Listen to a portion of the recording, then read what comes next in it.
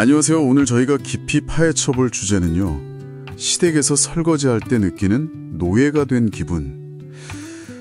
이게 그냥 피곤하다, 짜증난다 이런 걸 넘어서는 문제 같더라고요. 네, 맞아요. 좀 더 깊은 심리적인 문제, 또 어쩌면 구조적인 문제까지 연결된 거 아닌가? 여기에 좀 주목하면서 시작해보려고 합니다. 네. 그래서 이 감정이 어디서 오는지, 지금 상황은 어떤지, 또 앞으로 뭘 할 수 있을지 한번 같이 찾아보는 게 오늘 저희의 미션입니다. 네. 그 노예라는 표현이요.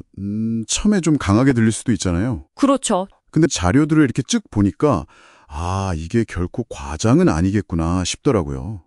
한국 특유의 그 가족 문화, 또 성별에 따라서 가사노동 부담이 한쪽으로 너무 쏠리는 그런 구조적인 문제 안에서요. 네. 개인이 느끼는 어떤 소외함, 억눌림 이런 것들이 그냥 터져 나오는 어찌 보면 정당한 그런 심리적인 반응으로 봐야 할 것 같아요. 특히 예전에 그 시집살이 있잖아요. 시집살이. 네. 그러니까 며느리한테만 유독 많은 역할을 기대했던 거.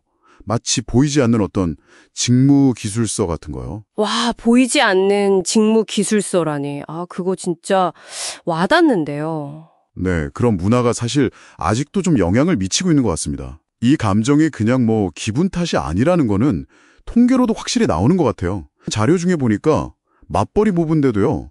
여전히 여성이 남성보다 훨씬 압도적으로 많은 시간을 가사노동에 쉬고 있더라고요. 맞아요. 그 수치가 꽤 충격적이죠. 네, 구체적으로 보니까 2021년 서울 여성 기준으로 하루 평균 2시간 26분. 근데 남성은 고작 41분이요. 이게 거의 3.5배 차이인데 이게 매일 반복된다고 생각하면 정말 엄청난 불균형이죠. 네, 그렇죠. 특히 명절 같은 때 있잖아요. 명절, 네네. 이럴 때 이런 상황이 정말 극대화되면서 평소에 이렇게 꾹꾹 눌러왔던 감정이 확 터져나오는 계기가 되기도 하고요. 바로 그 지점이 중요한 것 같아요. 왜 이런 불균형이 당연하게 여겨졌을까? 출처 자료가 되게 흥미로운 얘기를 하는데요. 역사적으로 보면 유교적인 관점에서 이 가사노동이라는 게 소인의 일, 그러니까 정신적인 일보다는 좀 가치가 낮은 육체노동, 이렇게 봤다는 거예요. 가치를 좀 낮게 봤군요. 네, 그 가치를 제대로 인정을 못 받은 거죠. 이게 그냥 무시했다기보다는 약간 철학적으로 평가설화를 한 거예요. 그러니까 아무리 열심히 해도 그 노동 자체가 중요한 기여로 인정받기가 어려운 그런 구조였던 셈이죠. 네. 바로 이런 배경 속에서 며느리의 노동이 너무 당연하게 여겨질 때 내가 여기서 뭐 하고 있지? 내 가치는 도대체 뭔가 하는 그런 노예와 같은 무력감을 느끼게 된다는 겁니다. 그 무력감이 정말 클 것 같아요. 그렇죠. 심리적으로는 분노가 막 쌓이는데 이걸 또 표현하기는 어렵고 결국 혼자 다 감당해야 한다는 그런 무력감에 시달리게 되는 거죠. 근데 여기에 남편이나 다른 가족들이 좀 무관심하거나 원래 그런 거야 이런 식으로 나오면 더 힘들죠. 그 감정이 더 깊어지는 거죠. 듣고 보니까 진짜 심각하게 느껴지네요. 실제로 이런 갈등 때문에 명절 바로 뒤에 이혼 상담이 확 늘어난다 이런 얘기도 있고. 네, 맞아요. 그런 통계도 있죠. 또 가사 분담이 너무 불공평한 게 심각하면 이게 법적으로도 혼인관계를 더 이상 유지하기 어려운 이유, 그러니까 파탄 사유로까지 인정될 수도 있다. 이것도 자료에 나와 있더라고요. 네, 맞습니다.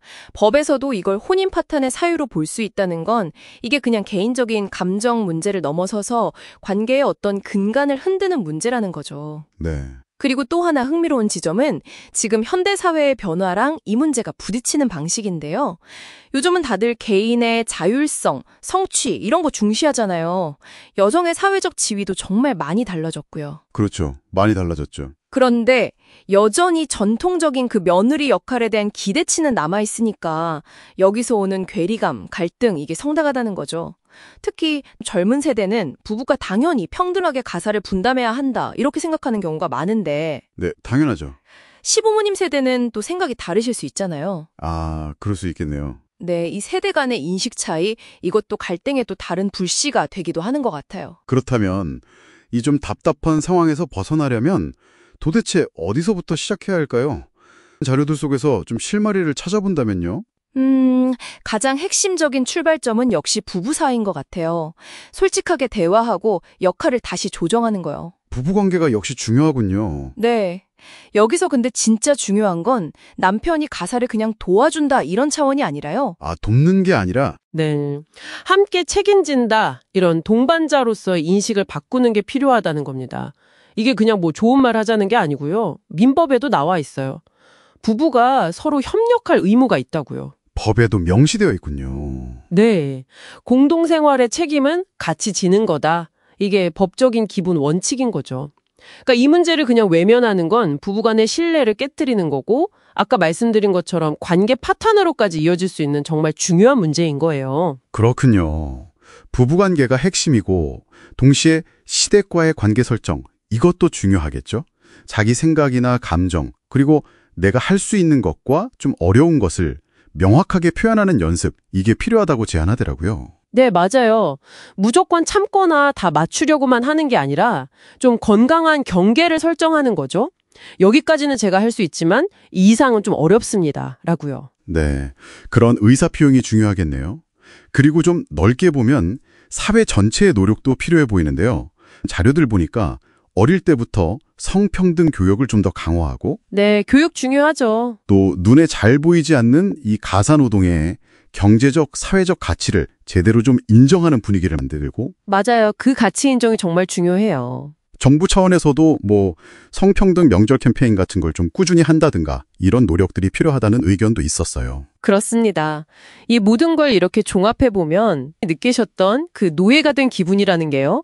단순히 설거지 몇 번 하는 게 힘들어서가 아니라 며느리라는 그 특정 역할에 부여된 어떤 불평등하고 종속적인 관계 설정, 그 자체에서 비롯된 문제라고 볼 수 있는 거죠. 아, 역할 자체의 문제군요. 더 이상은 좀 지속되기 어렵다. 이런 강력한 경고 신호일지도 모르겠습니다. 결국 개인적인 노력도 중요하지만 사회 문화적으로나 제도적으로나 변화가 함께 가야 한다는 거네요. 네, 맞습니다. 오늘 자료들을 정말 깊이 들여다보면서 여러 각도에서 이 문제를 살펴봤는데요. 마지막으로 이런 질문을 한번 던져보면서 마무리하고 싶습니다. 이 문제의 근본적인 해결이라는 게 단순히 며느리가 지고 있는 짐을 뭐 남편이나 다른 가족이 좀 나눠드는 수준, 이걸 넘어서요. 혹시 성별에 기반한 그 며느리라는 역할 자체를 좀 해체하고 가족 구성원 모두가 서로에게 어떤 역할을 기대하기보다는 그냥 동등한 개인으로서 관계 맺는 방향으로 나아가야 하는 건 아닐까 하는 생각입니다. 와, 그건 정말 근본적인 질문이네요. 네, 덕분에 저희도 오늘 많은 생각을 할 수 있었습니다. 오늘 저희와 함께 이렇게 깊이 탐구해 주셔서 정말 감사합니다.